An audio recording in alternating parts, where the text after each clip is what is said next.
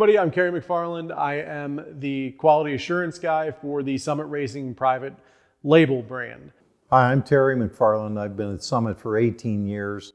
I'm a team leader in the entry-level sales department, and I do a lot of the technical training, plus the hiring, and I have a team that I manage of new employees. But we actually build cars. So we restore cars, we hot rod them, customize them, build full-on, like full-blown show cars.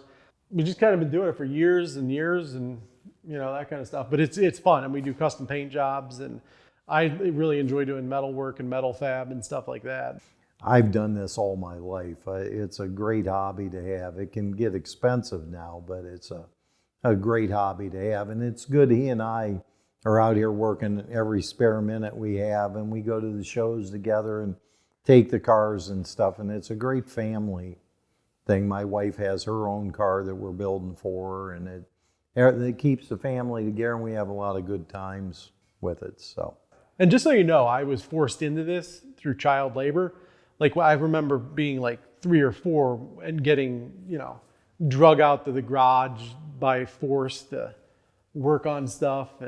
But no, it's great because I absolutely love this stuff. Behind me is the project we're going to be working on. It's a 1929 Ford Tudor Sedan. We're going to build a street rod out of it. I had an original 1931 Ford Tudor Sedan when I was in high school, and I drove that car back and forth to school on nice days. It had the original motor and stuff in it, but I always regretted selling that car. So Kerry and I decided that we had a chance to buy this body, so we bought this body, and we're going to kind of recreate the original Model A I had. Same colors, same combination of colors. The only difference is we're going to put a early Chrysler Hemi in this one and make it a street rod rather than an original car.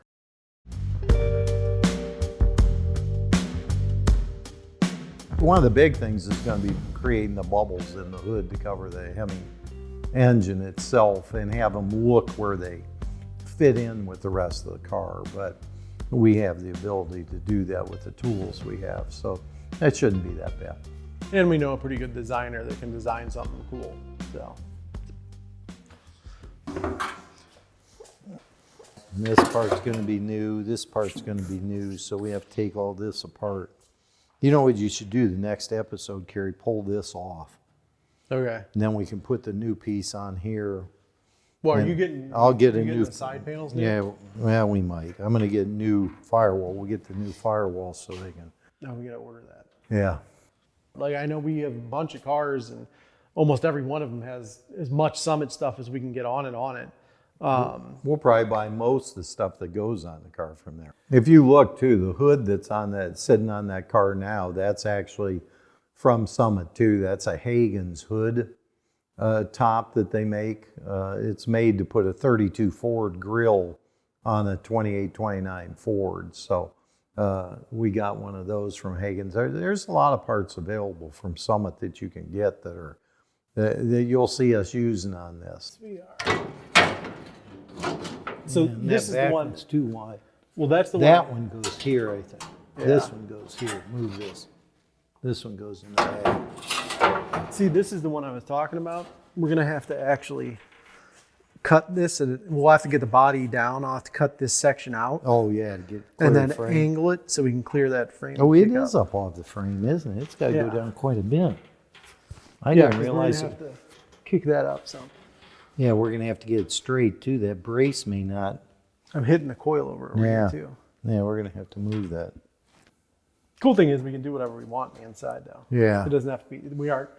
We aren't actually doing a restoration, so. Then we're going to have to put this door on. Is that the? That's that new old stock door. You got one for this side, too, didn't you? Yeah, I got both of them. Right, so that's going to have to go on, and we'll have to chop it so that it fits the opening here, because this was the original size of what this should have been. So we've got to cut these down so that they still fit the posts. And as you can see, this one's already been cut Somebody cut it, but they didn't weld the top section back in, and someone had replaced this skin on this door. And if you look at this door, it's a nice gradual, it's nice and flat here all the way down, and somebody cut up too high on the door, and this is a flange that should have gone up underneath the metal, and they did it all wrong. So that's why I bought a new set of doors, so that would be done the right way. Yeah, and I mean, there's nothing wrong with doing a flange though. But that's No, not but how we on do that, the they flanges. just cut it in the wrong spot. Yeah. They cut it too short. This isn't going to be a rat rod, like they call them, where, you know, you bolt goofy stuff. You put a mailbox on it for the air cleaner and stuff like that. This isn't going to be like that. This is going to be a car that if you want to, you can hop in and drive to California tomorrow. It'll be all the suspension stuff is done right. All the body work will be done right. The wiring's done right. It's a car you don't have to worry about. And that's just a matter of getting this floor in this first thing. That's going to be the big thing. Getting that in, then all this bracing can go away. We'll get all the bracing out. When the cowl section with the gas tank in it goes out, all this goes too. That'll eliminate all that. So then you'll have the open dash inside. I might do that before we do the floor, so I can get into so we can have a lot more space to get into the floor and everything too. Yeah. To build a car the right way, it takes time, it takes patience, and you know, there's going to be trial and error. You're going to try something, and you go, nah, I don't really like that. I'm going to do something different, but that's part of building a hot rod. This tire should be centered right about here. Once that firewall's cut out, then we can move the entire body forward so this fits perfectly in the tire opening, and then we'll bolt fenders on it just to make sure everything's fitting properly. That's one thing when you build a car like this. You pre-assemble everything before anything's painted. We'll have this car together 2 or 3 times to make sure everything fits perfectly. So. Yeah, and if you look in here too, in this seam, I want to weld all this on.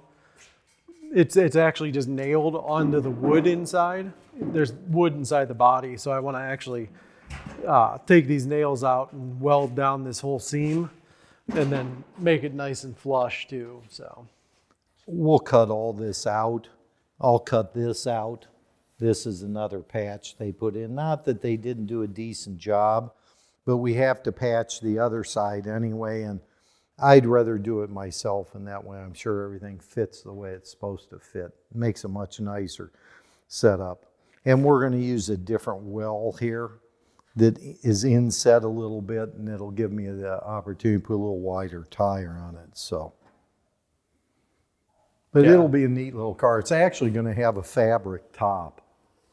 I thought about filling the entire top with metal, cutting like a station wagon top out and using it. But he and I have been talking about, mine had a fabric top on it, and they look neat with a fabric top. So I think we're probably going to put the fabric back in it. It's easy to install. And that'd be good too. Somebody that's never put one in, it kind of show you how to do it. yeah, nobody shows videos of how to do that. These panels will be replaced too. I can buy these new, the front ones. So we'll get those brand new and put them in. So this piece right here is where the actual wood for the top goes, the wood top bows. It's supposed to be like that, so down and then 90 out. I think what they were doing was they were just going to leave it open like a rat rod style. So they bent everything over, so we actually have to go through here and bend everything back out and then hammer and dolly it and straighten it all back up here so we can get the wood top bows and everything to fit in it correctly. Well, I think if you look, there's holes along here. I think they probably had a piece of sheet metal screwed on top of here. Yeah. And that isn't the way I want to do it. We want to have fabric on it. And if you look at these old bodies, the thing about them, they're all lined with wood. There's wood inside right here. So, and if you look, there's little teeny holes along here, and that's where you nail on the top And then there's another piece, a decoration piece goes over top of here to make it a nice, clean look on it. It's just a matter of taking time. You may block that car 6, 7 times till it's perfect, but if that's what it takes to get the final product, that's what you've got to do. And I'm going to reinforce a lot of the stress points in it. So it's going to be way overbuilt for what it is. It's not going to have a cage or anything in it. You look at the body, I started stripping this. Also, I used the coolest tool ever, which is our Summit Surface Restorer. The thing is absolutely fantastic. Look at it, it's completely smooth. It looks like brand new metal, and it all looked like the other side. So I mean, it was all the original paint and everything, and it actually takes it down the bare metal and cleans it up. But I was honest, I was legitimately shocked on how nice this sheet metal actually still is, how nice it cleaned up. But I mean, there's some dents in it here and there, and there's a little warp here. But I mean, other than that, it's a really nice body for what it is and, you know, what we got it for. And these bodies have enough metal in them where you can metal file them and you don't even have to use filler on them.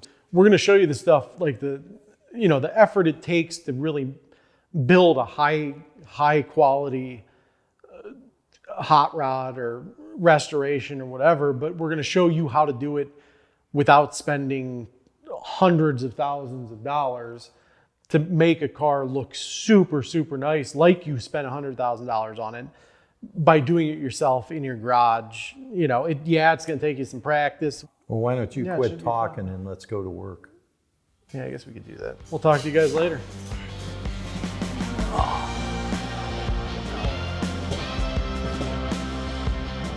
All right, why don't you grab the boom? Let's get it on there.